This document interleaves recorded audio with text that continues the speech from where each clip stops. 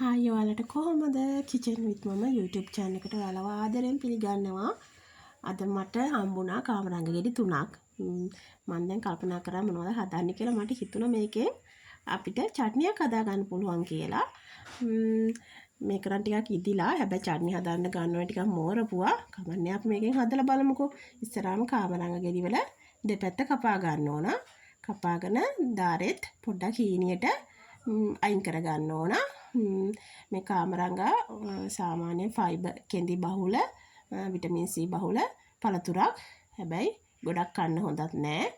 මොකද ඒ වගේ ඇසිඩ් ගතිය තියෙන නිසා වක්ගඩු රෝගීන්ටත් එච්චර හිතකර නැහැ. හැබැයි සීනි තියන අයට සාමාන්‍ය සුසු පළතුරක් කියලා කියනවා. මොකද සීනි කන්ට්‍රෝල් වෙනවා මේ කාමරංග ගෙඩියකින්. ඉතින් සතියකට ගෙඩියක් වගේ ඉතින් කෑවත් නම් ප්‍රශ්නයක් වෙන්නේ නැහැ. හැබැයි වක්ගඩු අමාරු තියෙන එක්කෙනෙක් නම් මේක සුසු නෑ. පළතුරක් දේශීය පළතුරක්. ඉතින් එක එක අය එක එක මත කියනවා. අපි නම් එහෙම ප්‍රශ්නයක් වෙලා නැහැ. අපි ඉතින් අපේ ගෙදර ගහක් නැහැ. ඒත් අපේ ඔය අහල පහල ගෙවල් වල ගස් තියෙනවා. එයාලා කනවා. ඉතින් එහෙම ප්‍රශ්නයක් වෙන්නේ නැහැ. ඉඳලා හිටලා කෑවට ඉතින් ඒ වගේ පළතුරු වාරේ කාලෙට ඉතින් කවුද නොකා ඉන්නේ මේ වගේ පළතුරක් හම්බුනාම. ඉතින් මම දැන් හදාගන්නේ ඉස්සරහම මේක අපිට ස්ටික් එකක් හරේ නැත්නම් ගෑරුප්පුවක් හරි අරන් හොඳ ටිකක් හිල් කරගන්න ඕන. එහෙම ලොකුවට හිල් කරගන්න ඕනේ. අර මේ සාමාන්‍යයෙන් පැත්ත හරවලා එක පැත්ත චුට්ටක් හිල් කරගත්තාම ඇති. එහෙම හිල් කරගත්තේ නැත්තා කියලාත් ප්‍රශ්නයක් වෙන්නේ නැහැ. ඉතින් අර හිල් කරගත්තාම ටිකක් අර අපේ දැන් දාන මේ සීනි සිරප් එක හොඳට ඇතුළට අල්ලනවා. අපි දැන් මේ කාමරංග වලින් මේ හදන මේ චට්නි එකට මේ විනාගිරි පාවිච්චි කරන්නේ නැහැ. සීනි වලින් විතරයි කරන්නේ. අපි ඉස්සරහා මේක පළලා ඇට තියනවා නම් ඇට ටික අයින් කරගන්න ඕන. මේක නම් අර ටිකක් ඉදීගෙන එනවා. අනික මේ ගහේ මේ ඇට නැද්ද කොහෙද මේ ඇට බැලුවා ඇට නැහැ. ඉතින් ඇට තියනවා නම් ඇට අයින් කරගන්න. නැත්නම් ඒත් ප්‍රශ්නයක් වෙන්නේ. මැද චුට්ටක් අර මේ මැද දාරේ වගේ එක පොඩ්ඩක් අයින් කරගත්තාම ඇති. මේකේ ලොකුවට ඇට නැහැ. මෙන්න මට ඇට පෙන්නන්න තිබ්බ ඇට නැහැ. අනික ලොකු කෑලි කපා ගන්නෙත් නෑ. චූටියට හීනියට සාමාන්‍ය ගානට වගේ මේ චට්නියක් කද්දි අපිට අර මේ ලොකු කෑලි කන්නත් බෑ. ඉතින් එහෙම මේ ඉතින් ඒ හින්දා සාමාන්‍ය ගානට ඔයාලට කැමති ප්‍රමාණයට කපා ගන්න පුළුවන්. මේ විදිහට හැබැයි මේ දැන් මං ගත්තේ වලන් ටිකක් ඉදිලා වැඩි. මේ ඔයාලා ගන්නවා නම් සාමාන්‍ය මෝරපු ඉදීගෙන එන පැත්තට හැරුණ ගෙඩි විතරක් ගන්න. මේ ඉදීච්චම ගෙඩි ගන්නත් බෑ. එතකොට තැලෙනවත් වගේ ඒක මේ චට්නිය හදන්න ගැලපෙන්නේ නැහැ. ඉදීලම තියනවා නම් ඔයාලා ජූස් එකක් හදා ගන්න.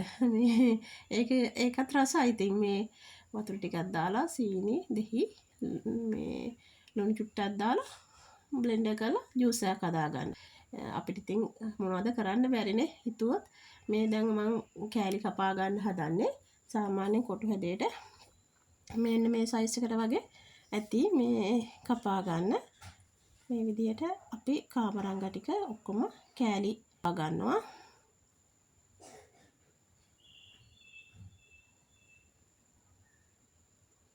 මේ විදිහට අපි කපා ගන්න ඕන. අපි ඒ කපා ගන්න ඉස්සර අපි වතුර එකක් මෙතන තියන්න ඕන. මොකද අපි දැන් මේ කෑලි ටික මේ නටන උණු වතුර දාලා විනාඩි 10ක් විතර වහලා තියන්න ඕන. ඒ නිසා ඒ කපන්න කලින් අපි වතුරේකුත් මේ උණු වතුරේකුත් ලැහැත්ති කර ගන්න ඕන. මේ විදිහට අන්න මට ඇටයක් අහු වුණා.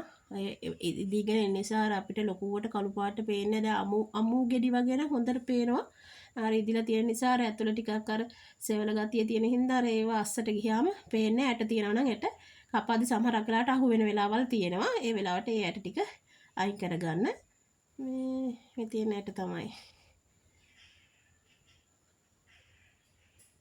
අපි දැන් මේ ටික වෙනම භාජනයකට දාගෙන උණු වතුර ටික මේකට දාලා විනාඩි 10ක් විතර වහලා තියමු. මේ වතුර දාලා වෙනම මේ තම්බන්න එපා. එතකොට තවත් මේ අර නිකන් ටිකක් මේරි වෙනවා වැඩි. අපි දැන් මේ පේස්ට් එක හදාගමු. ඉඟුරු කුරුඳු කරමු කරම්ලෙටි. මේක අපි දැන් ගලේ අඹර ගන්නත් පුළුවන්. නැත්නම් වංගෙඩි දාලා කොටා ගන්නත් පුළුවන්. බ්ලෙන්ඩරෙන් බ්ලෙන්ඩ් කර ගන්නත් පුළුවන්. කැමති නම් කොහොම හරි පේස්ට් එකක් විදිහට හදා ගන්න ඕනේ. අපි දැන් මේක මොන්නම් ගලේ කොටා ගත්තා. මේ තියෙන හිම කොටා ගත්ත පේස්ට් එක. දැන් මේ විනාඩි 10ක් තියලා ඉවරනාට පස්සේ මේ විදිහට තමයි කාමරංග පේන්නේ. අපි දැන් මැටි හට්ටියක් ගමු. මේකට මැටි හට්ටියක් ගන්නවා නම් ගොඩක් හොඳයි ඉතින්. ඒකට සීනි ග්‍රෑම් මම දැන් කාමරංග ගෙඩි 3ක් හින්දා සීනි ග්‍රෑම් 75ක් 100ක් අතර වගේ තමයි දාන්නේ. ගොඩක් දාන්නත් එපා ඉතින්. මේ අපි සීනි දාගන්න ඕනේ නෑ නෝරට ඇඟට නේද? මේ ඕන කෑමක් වුණාම අපි ලිමිට් එක වෙන කරමු. සාමාන්‍ය ගානට වඩා මම අඩුවෙන් තමයි සීනි ගත්තේ. අපි දැන් මේක කැරමල් ගන්න නෙමේ සාමාන්‍ය පොඩ්ඩක් රත් කර ගන්න ඕන. අර ටිකක් බ්‍රවුන් කලර් වගේ හැරීගෙන එද්දිම මේ වතුර ටිකක් දාන්න ඕන. මේ තියෙන්නේ මේක ඉතින් අපි දිය වෙනකම් සීනි ටික මේ කලවම් කර ගන්න ඕන. මේ විදිහට මේ කැට තියෙනවා. කැට දිය වෙනකම් මේ අපිට දැන් මේ කැරමල් හදන්න නැතුව නිකන් සීනි ටික දාලා වතුර ටික දාලා දිය කර ගන්න පුළුවන්. හැබැයි අර කැරමල් ගතිය චුට්ටක් ගත්තාම පොඩක් පාටත් වෙනස් වෙනවා. බ්‍රවුන් පාට වෙනවා. ඔයාලට පුළුවන් නම් දුඹුරු සීනි ගන්න. එතකොට ටක් ගාලා ඒක හදා ගන්න පුළුවන් පාටත් අපේ නේද?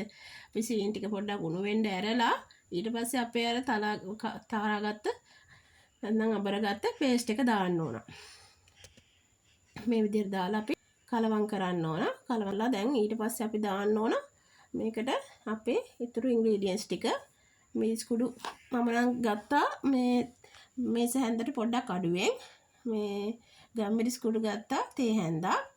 ඊට පස්සේ ගන්නවා ලුණු කුඩු. ලුණු කුඩුත් ඉතින් රස අනුව දාගන්න. මේවා ඔයාලගේ රස අනුව වෙනස් කරගන්න පුළුවන්. එහෙම ලොකු මෙච්චරයි කියලා ප්‍රමාණයක් කියන්න බෑ. ඔයාලා ගන්න කාමරංග ගෙඩි වල ප්‍රමාණය අනුව තමයි මේක තීරණය වෙන්නේ. ඊට පස්සේ අර අපි මේ වතුර පෙරාගත්ත කාමරංග ටික මේකට දානවා. දාලා විනාඩි 10ක් විතර අපි ඉස්සරහාම වහලා තියලා බලමු මොකද්ද කොහොමද තත්ත්වය කියලා. සැරෙන් සැරේට කූරු ගන්න ඕනේ ඇර විනාඩි 5න් 10න් වගේ කූරු ගාපුවම ඇති මේ කලවම් කරන්න. මේ දැන් විනාඩි 10කට පස්සේ මේ විදිය තමයි පේන්නේ. තව ටිකක් වහලා තියෙනවා. මේ දැන් විනාඩි 25කට පස්සේ දැන් නම් හොඳටම හැදිලා. මේ විදිය තමයි ලොකු වැඩක් නැහැ. ඔයාලත් හදලා බලන්න.